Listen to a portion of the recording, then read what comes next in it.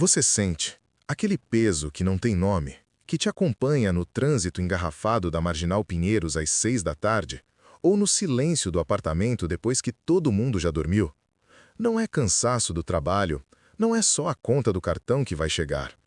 É uma sensação mais profunda, uma espécie de saturação da alma. E se eu te dissesse que a sua maior libertação não virá de uma conquista barulhenta, de uma promoção ou de uma viagem postada nas redes sociais, mas de uma renúncia silenciosa? E se o verdadeiro sinal de que você está despertando espiritualmente não for o que você está buscando, mas o que você está finalmente tendo a coragem de deixar para trás? Essa é a chave que muitos não entendem, e é a peça que, quando encaixa, muda o jogo inteiro. A grande ilusão que nos venderam é que evoluir é acumular. Mais conhecimento, mais posses, mais experiências. Mas as pessoas que estão verdadeiramente avançando em sua jornada de consciência descobriram uma verdade contraintuitiva. Uma verdade que Allan Kardec investigou não com misticismo, mas com a lógica de um cientista da moral. A tese é ousada e simples. O despertar espiritual, na prática, é um processo de esvaziamento. É uma faxina interna, silenciosa e radical. Não se trata de fugir dos problemas da vida aqui em São Paulo, da correria, do trampo. Pelo contrário, trata-se de se fortalecer para viver tudo isso com uma leveza e uma clareza que parecem impossíveis. Para entender como isso funciona, precisamos dar um nome ao mecanismo por trás dessa limpeza. Deixa eu te mostrar o que eu chamo de o princípio da bagagem essencial. Imagine que sua alma é uma viajante e a vida é a jornada. Ao longo do caminho, você foi pegando coisas. Algumas são úteis, o amor, o aprendizado, a empatia. Mas outras são pesos mortos que você nem percebe que está carregando. São crenças antigas, mágoas não resolvidas, a necessidade de aprovação que te ensinaram a ter desde criança, o vício em se comparar com a vida aparentemente perfeita do seu colega da Faria Lima.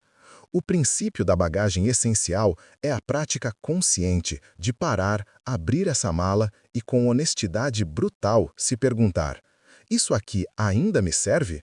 Isso me ajuda a ser uma pessoa melhor, mais lúcida, mais útil ao mundo? Ou é só um peso que me atrasa e me faz sofrer? Kardec nos mostra que essa avaliação não é um ato de autoflagelo, mas de responsabilidade.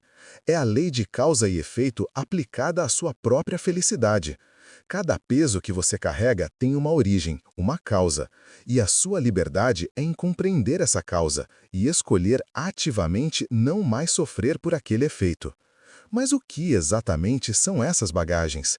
E por que o ato de soltá-las precisa ser feito em silêncio, quase em segredo? Fica comigo, porque no final você vai entender por que a ideia de que precisamos nos impor para sermos respeitados está, na verdade, completamente invertida. A resposta é simples e, ao mesmo tempo, a coisa mais difícil de aceitar. O barulho é a armadilha do ego. Anunciar a sua mudança é, na verdade, pedir permissão para mudar. É buscar o mesmo aplauso do qual você está tentando se libertar. É a parte de você que ainda precisa de validação externa, tentando sabotar a sua própria libertação. O silêncio, portanto, não é sobre esconderijo, é sobre proteção. É como uma estufa para uma muda recém-brotada.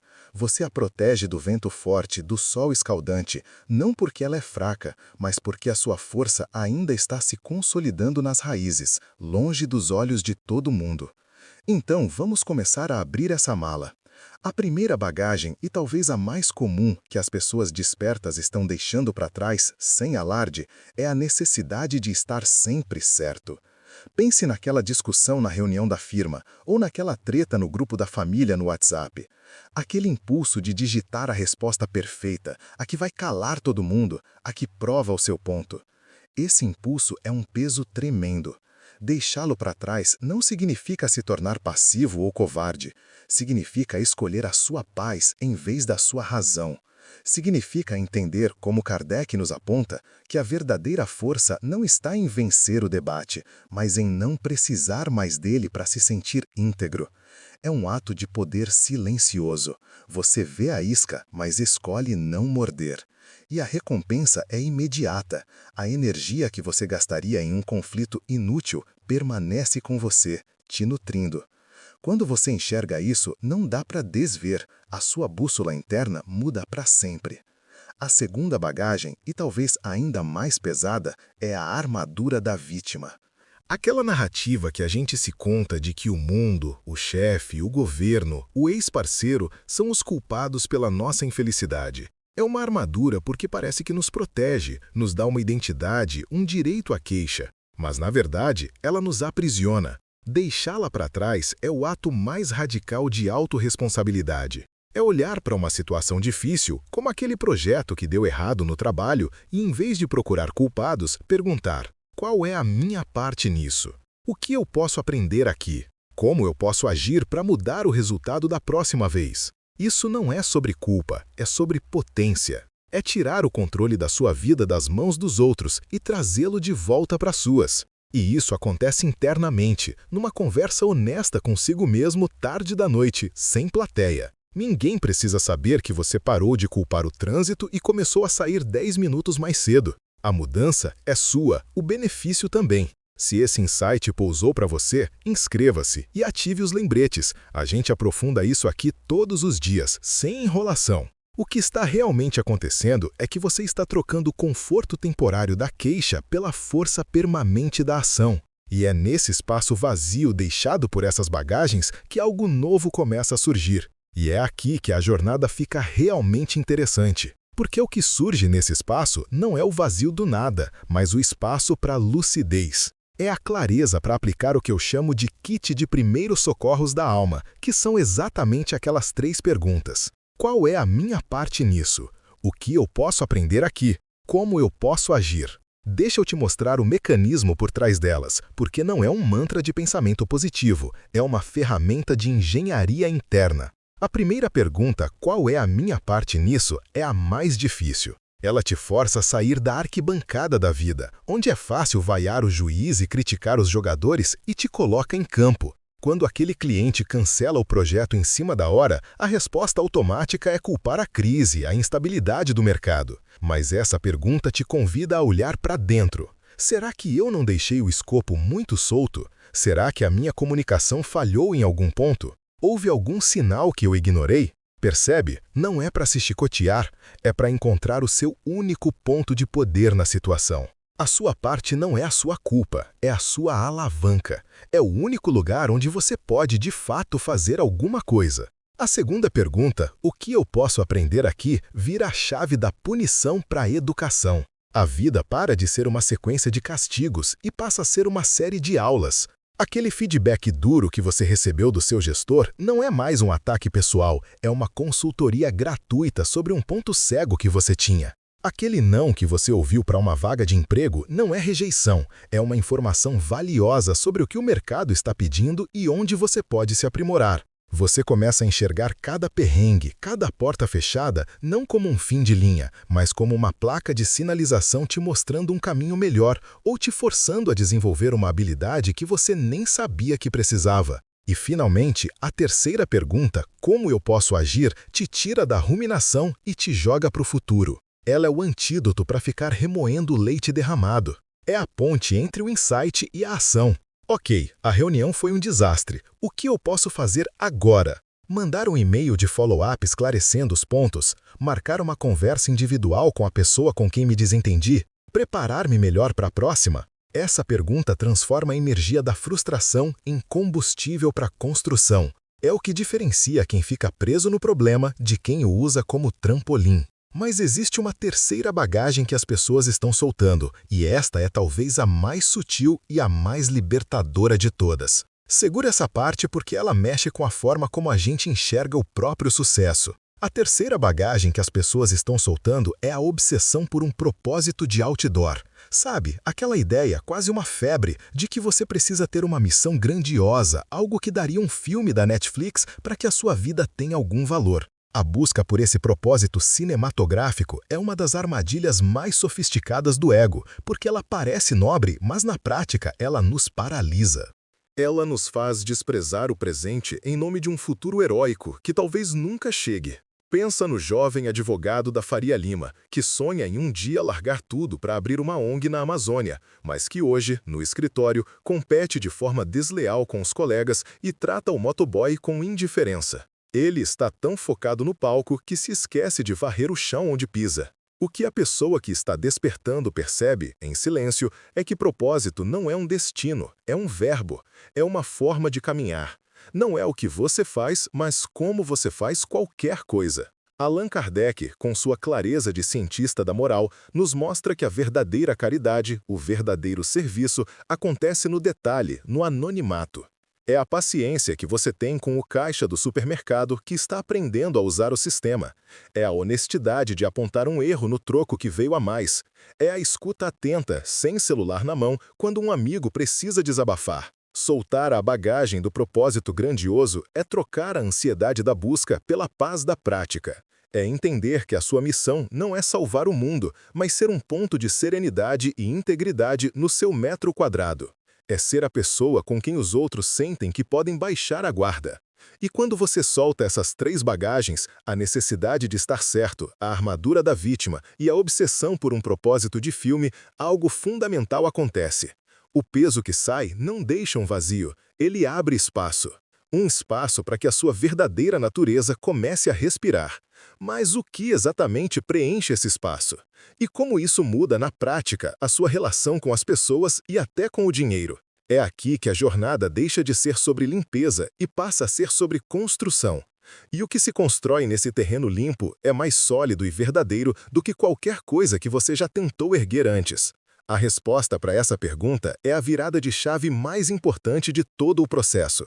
O que preenche esse espaço não é algo que você busca fora, não é um novo hobby, um novo relacionamento ou uma nova filosofia de vida que você importa de algum livro. O que preenche o espaço é o que já estava lá o tempo todo, soterrado debaixo das bagagens. É a sua própria essência, a sua presença autêntica. Deixa eu te dar um nome para isso, para que a gente possa conversar sobre a mesma coisa. Soberania interna. É a sensação de ser o mestre tranquilo da sua própria casa mental e emocional. Você não controla o que acontece lá fora, a chuva, o trânsito, a opinião dos outros, mas você tem total gerência sobre como responde a tudo isso. Essa soberania é o oposto da reatividade. A pessoa reativa é um barco à deriva, jogado de um lado para o outro pelas ondas da vida. A pessoa soberana é o capitão no leme, que ajusta as velas para usar o mesmo vento que antes a jogava contra as pedras, agora para chegar ao seu destino. E como isso muda a sua relação com as pessoas, de forma radical. Antes, sem perceber, você entrava nas relações com um pires na mão, pedindo um pouco de validação, um pouco de atenção, um pouco de segurança. Você precisava que os outros concordassem com você para se sentir inteligente, que te elogiassem para se sentir valioso. Agora, com esse espaço interno preenchido pela sua própria presença, você entra nas relações com uma xícara cheia. Você não está mais ali para pegar, mas para compartilhar. Sua amizade, seu amor, sua atenção se tornam um presente, não uma transação. Você para de tentar consertar as pessoas porque entende que a jornada delas é delas, assim como a sua. Você oferece escuta em vez de solução, presença em vez de sermão. E o resultado é que as relações se tornam mais leves, mais verdadeiras, porque a necessidade desesperada de aprovação simplesmente se dissolveu. E com o dinheiro acontece a mesma coisa. O dinheiro deixa de ser uma régua para medir o seu valor e se torna uma ferramenta, uma energia. Você para de correr atrás do prejuízo, como se a vida fosse uma dívida eterna, e começa a usar seus recursos de forma intencional. A pergunta muda de "o que eu posso comprar para me sentir melhor" para "como eu posso usar isso para criar mais paz, mais aprendizado, mais contribuição na minha vida e na dos outros". Pode parecer sutil, mas é a diferença entre um castelo de cartas e uma fundação de rocha. Você constrói sua segurança de dentro para fora, e não o contrário. Mas é aqui que surge o maior desafio. Quando você começa a operar a partir dessa soberania, você se torna um estranho no ninho. O mundo ao seu redor continua jogando o jogo do ego, da competição, do barulho. Como manter essa frequência interna sem se isolar ou se tornar arrogante? Essa é a pergunta de R$ 1 milhão, não é? Porque a gente aprendeu a vida inteira que pertencimento é sinônimo de conformidade. Para fazer parte do grupo, você precisa rir das mesmas piadas, se indignar com as mesmas notícias, desejar as mesmas coisas. E, de repente, você não deseja mais. A sua paz se tornou mais valiosa que a sua razão. E o medo que bate é o da solidão. O medo de que, ao se tornar o mestre da sua casa interna, você acabe morando nela sozinho. Mas deixa eu te mostrar como essa lógica está completamente invertida. O que acontece é o oposto. Você não se isola, você se torna um farol. Pense bem. Antes, talvez você fosse como um barquinho de papel na tempestade, tentando se aproximar de outros barcos para não afundar, gritando para ser ouvido no meio do vento, se desfazendo aos poucos. Agora, você para de se mover. Você se firma. Você acende a sua própria luz interna. Um farol não corre atrás dos navios. Ele simplesmente é. Ele fica firme na sua rocha, emite sua luz de forma constante, e os navios que precisam daquela luz para navegar em segurança se orientam por ele. Sua frequência interna se torna um filtro natural. As pessoas que vibram na mesma sintonia de paz, de autenticidade, de busca por crescimento, começam a aparecer na sua vida, ou as que já estavam se aproximam mais. E aquelas que se alimentam do drama, da reclamação, da competição, simplesmente se afastam, porque a sua luz serena ofusca o palco delas. Elas não encontram mais em você o gancho para o conflito. Não é uma rejeição ativa, é uma ressonância passiva. No começo, isso pode ser desconfortável. No churrasco de domingo da família, você vai perceber que não tem mais paciência para aquela rodinha de fofoca sobre a vida do primo. Você não vai entrar na discussão acalorada sobre futebol ou política com a mesma energia de antes. Você não se torna arrogante, você se torna seletivo com a sua própria energia. Você pode até estar ali, presente, comendo sua picanha, mas internamente você está protegido. Você aprende a arte da presença silenciosa. E as pessoas certas, aquelas que também estão cansadas do barulho, vão notar. Elas não vão entender o mecanismo, mas vão sentir a sua calma e vão querer ficar um pouco mais perto dela. Mas existe um efeito colateral que ninguém te conta sobre se tornar um farol. O que acontece quando a sua luz começa a iluminar as sombras dos outros? A resposta é o grande teste da sua jornada. Porque a sua luz não ilumina apenas o seu próprio caminho, ela vaza. Ela invade, sem pedir licença, os cantos escuros onde as outras pessoas guardam as suas próprias bagagens, as suas próprias dores e desculpas. E isso, meu amigo, minha amiga, gera um desconforto imenso. Sua calma se torna um espelho para a inquietação deles. Sua autorresponsabilidade se torna um holofote para a vitimização deles. Sua paz se torna uma afronta para o caos que eles normalizaram. O que acontece é um fenômeno de projeção. Eles não estão reagindo a você, mas ao que a sua presença revela sobre eles mesmos. Pense naquele colega de trabalho que construiu a própria identidade na base da reclamação. Aquele que une o pessoal da baia na rodinha do café para falar mal do chefe, da empresa, do salário. Por anos, talvez você tenha participado, balançando a cabeça, concordando. Agora, você fica em silêncio. Você ouve, mas não alimenta. Você não julga, mas também não participa do coro dos descontentes. Para essa pessoa, o seu silêncio não é neutro, é uma acusação. É como se você dissesse sem usar palavras: existe outra forma de estar aqui, e você está escolhendo o sofrimento. E a reação quase sempre vem em forma de ataque sutil, de ironia. E o fulano agora virou monge, tá muito evoluído para nós. Eles tentam te puxar de volta para a antiga frequência, para a familiaridade do drama compartilhado, porque a sua nova vibração ameaça o frágil alicerce sobre o qual eles construíram a própria realidade.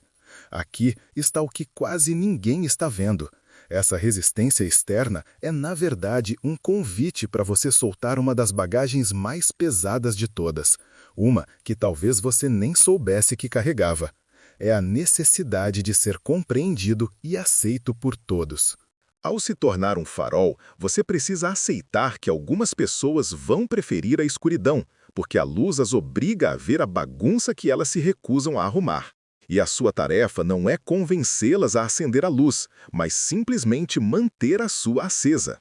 E isso exige uma coragem tremenda. A coragem de ser mal interpretado. A coragem de bancar a sua paz, mesmo que isso signifique perder o convite para algumas festas ou para a rodinha do café.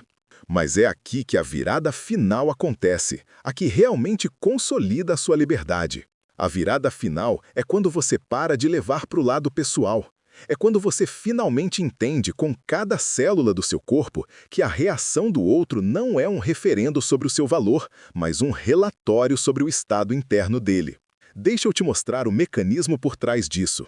É o que eu chamo de a despersonalização da sombra alheia. Soa complexo, mas é brutalmente simples. Significa que você deixa de ser o ator principal no drama deles e se torna a plateia compassiva.